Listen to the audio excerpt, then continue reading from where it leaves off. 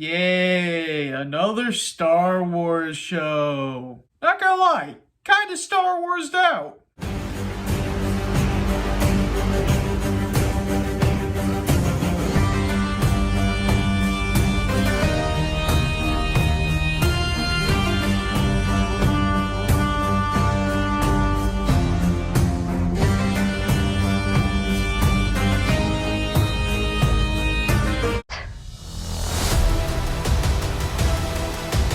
Star Wars Skeleton Crew stars Jude Law and is about kids getting lost in space, and there's an epic pirate quest to find a long-lost treasure. I missed the Clone Wars.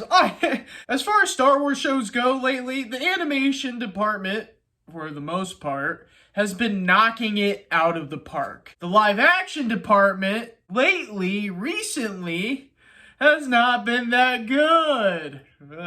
I was kind of looking forward to this. It looked good, it looked fun, and for the most part, it was a fun Star Wars show with a bunch of fun characters.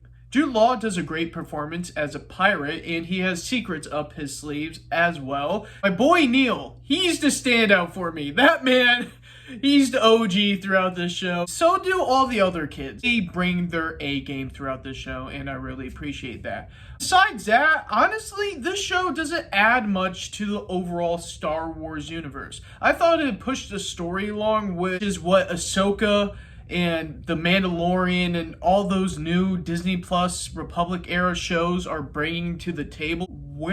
How does this fit into things? Where does this go? What is the purpose of this show? And I don't know. I don't know what the purpose of the show is.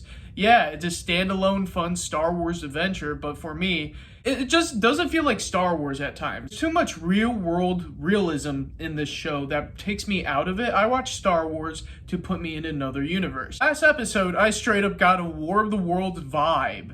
I feel like a lot was cut from this show. At the last episode, Jude Law's character doesn't even get a wrap-up, and it's like, what happens? It just ends. No wrap-up, nothing. And I feel like there was a lot more that was going to happen. A lot more to do with the mystery of their planet. A lot more building stuff up. With that said, this show was fun. I was able to just relax and enjoy a Star Wars show that doesn't feel like Star Wars at times. There are fun twists and turns here and there. And overall, Star Wars The Skeleton Crew, I'm going to give it a B+.